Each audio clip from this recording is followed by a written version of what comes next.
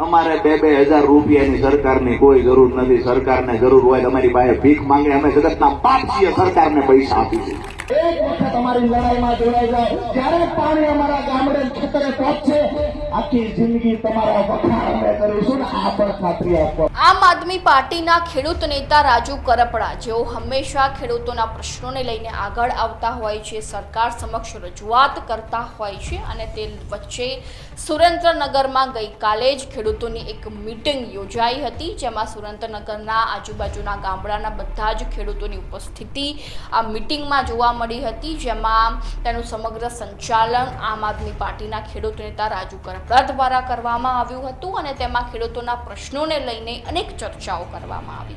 નમસ્કાર, લાઈવ 24 ન્યૂઝની સાથે હું છું મિક્ષુ ઠક્કર। હાલમાં ઉનાળોની સિઝન ચાલી રહી છે અને તેને લઈને ખેડૂતોને પાણીનું પ્રમાણ ખૂબ ઓછું મળી રહ્યું છે, પાણી ખૂબ ઓછું મળી રહ્યું છે, તેને લઈને તેમના પાકને નુકસાન પહોંચી રહ્યું છે। ત્યારબાદ સિંચાઈનું પાણી હોય કે પછી પાક બળી ગયો હોય, તેવી દરેક સમસ્યાઓ જે ખેડૂતોની હાલ ચરમસીમાએ પહોંચી ગઈ છે, તે સમસ્યાઓ અંગે આ મીટિંગમાં ચર્ચા કરવામાં આવી હતી। રાજુ કરપડાએ સરકાર સામે હુંકાર કર્યો હતો, અનેક આક્ષેપો પણ કર્યા હતા। તો રાજુ કરપડા દ્વારા વધુમાં શું જણાવવામાં આવ્યું તેમની પાસેથી જાણી લઈએ। ક્યાંય કોઈ નોકરીએ જવાની જરૂર નથી। અમે માત્ર 10 વીઘા અમારી જમીન હોય એમાંથી હોનું પકવી શકવાની તાકાત અમારો ખેડૂત રાખે છે। 3 સિઝન અમે લઈ શકીએ। બીજી વાત છે કે એમએસપી કાયદો બને, અમારા ખેડૂતને પૂરતો ભાવ મળે, અહીંયા સિંચાઈનું પાણી પહોંચે, માર્કેટિંગ યાર્ડમાં પૂરતો ભાવ મળે।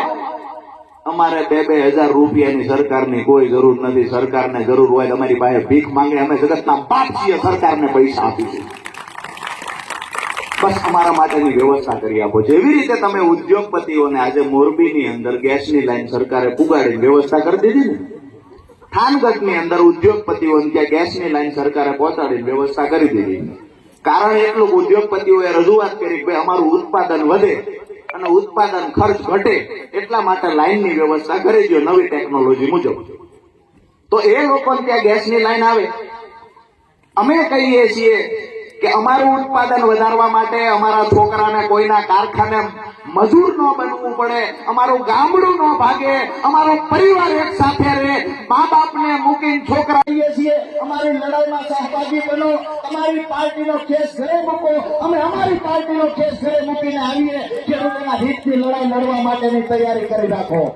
અમે તમને ખુલ્લાથી તમારું સન્માન કરીશું, આવકારશું અને જાહેરમાં વખાણ કરીશું। અહીંયાથી ભાજપનો 30 વર્ષથી મૂડીમાં બેઠેલા નેતાને પણ કહીએ છીએ, એક વખત અત્યાર સુધી કરેલા પાપને ધોવા માટે એક વખત ખેડૂતોની લડાઈમાં સહભાગી બનો, અને ગામડે ગામડે ભાજપના નેતાઓ, ગામડે ગામડે તાલુકામાં ચૂંટાયેલા નેતા, જિલ્લામાં ચૂંટાયેલા નેતા, તમામને કહીએ છીએ, અમારા જગતના બાપ માટે એક વખત અમારી લડાઈમાં જોડાઈ જાવ। જ્યારે પાણી અમારા ગામડે ખેતરે પહોંચશે, આખી જિંદગી તમારા વખાણ અમે કરીશું ને આ પણ ખાતરી આપવા માટે આવ્યો છું।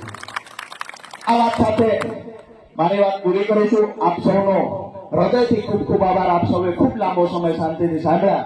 આવનાર સમયમાં જ્યારે પણ હાકલ કરીએ કે ખરેખર હવે જરૂર છે, દરેક ખેડૂતોએ બહાર નીકળવાનું છે, ત્યારે ટ્રેક્ટર હોય તો ટ્રેક્ટર, યુટિલિટી હોય તો યુટિલિટી, અને છકડો હોય તો છકડો, જ્યાં પણ હાકલ કરીએ ત્યાં પહોંચી જવાની તૈયારી રાખજો।